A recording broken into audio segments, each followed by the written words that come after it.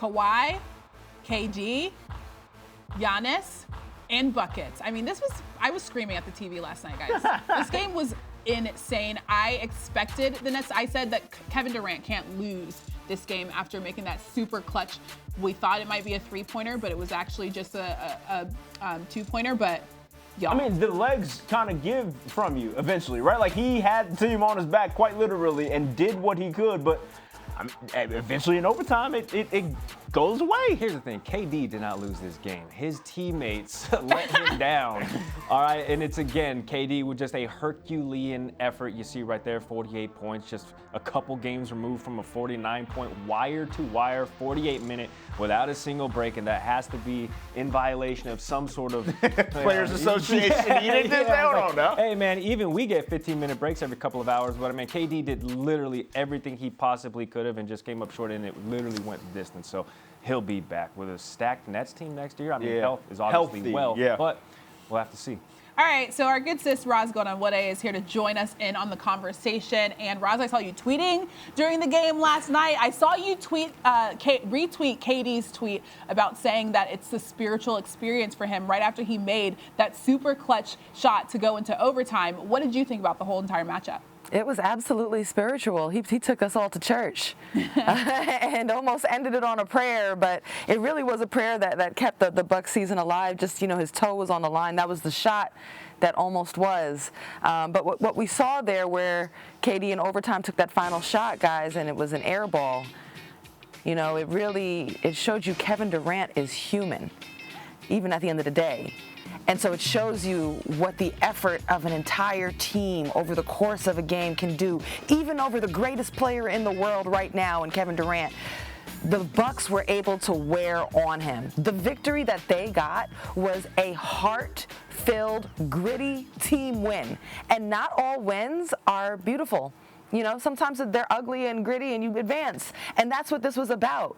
You know, these are the moments that this Bucks roster was built for. The roster changes, the strategy changes throughout the regular season. Giannis, down the stretch, make sure we talk about how great he was, while we also revel at what could have been for Kevin Durant. Giannis on the move, going to the rim against any defender. Kevin Durant, whoever they put on him, was unstoppable, and he delivered over and over again on the move by the rim. And he hit his free throws. Yeah, he had that air ball, but for the most part, he delivered there. So he showed up. Then you saw the resilience of guys like Jrue Holiday, who shot terribly all game. Finally, by the end of it, he was key in making game-changing plays. In the past, maybe Bledsoe, when he wasn't starting off well, might have faded for the Bucks over the course of the game. It was done. But Jrue stayed in it, coming up with a big stop down the end of the game as well. And then Chris Middleton struggled with his shot. But by the end, made a great assist, found good offense for himself, created his own shot down the clutch. And then in rotation with him and PJ Tucker on Kevin Durant defending over the course of the game. Yeah, they got scored on. But finally, when it mattered, they were able to come up with that stop. So this was a heart team win. You got to be happy for the Bucks. You talked about potentially getting an ugly win. I'm not looking forward to the experience, but I'm hoping that the Hawks do get an ugly win in Game 7 today against the Sixers. Now, Ros, who do you trust more, Sixers or the Hawks? You know, I heard y'all's conversation, and let me tell you, I barely trust the 76ers. But they are the more talented team. Probably in this series, the most trustworthy player has been Seth Curry. And I'm not sure if that's the kind of game you want it to be when you got Joel Embiid and Ben Simmons on your team. You know, the true shame here is that, you know, now the Nets are out. That was, when healthy, the most talented team, you know, coming out of the East. Now they're out. You should be looking at a pathway for the 76ers, who throughout the season were consistently number one, who had a Defensive Player of the Year candidate in Ben Simmons, MVP candidate in Joel Embiid. Now you've allowed this series to become a dogfight to Game 7. You've allowed doubt to seep into the head of Ben Simmons, who's clearly all lost in his head. Doubt to seep in about this team. Are they really who we thought they were in the regular season? And probably the most important thing, the most disappointing thing they've done, they've deprived Joel Embiid of the time he needs to allow his knee to rest. And their aspirations are for the championship. Their talent level is for the championship. And they've proven time and time again in this series they're 20 points better in spurts over the Hawks. They just mentally cannot close it out.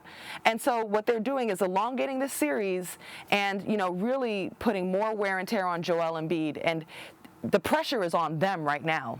Ros, I do want to ask about Ben Simmons because, of course, we like to have a good time and maybe poke some fun, but actually focusing on the on-court performance. And we all know what he could do to become the asset that everybody wants to see him be, which is quite frankly just be a better scorer. So I'm not going to ask you that, but how can he avoid being a liability for this Sixers team tonight in the pivotal Game 7?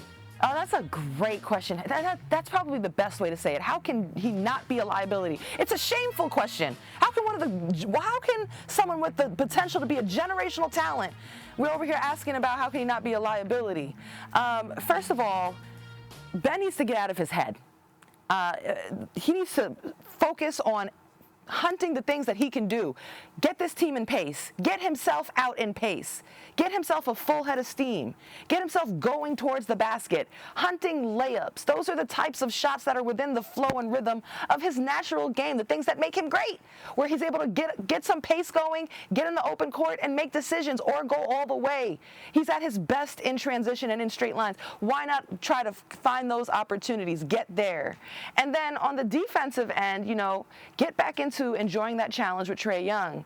Gary, you had pointed out, he really only had one really nice game defensively against Trae Young. Get back to challenging yourself there. Last game, he couldn't be on the court because he was in foul trouble. Game before in crunch time, he couldn't be on the court because he couldn't make free throws. The biggest reason why Ben can't be on the court is, self-imposed, self-inflicted wounds. He's got to get out of his own way because everything that Ben Simmons needs to be successful, he already has.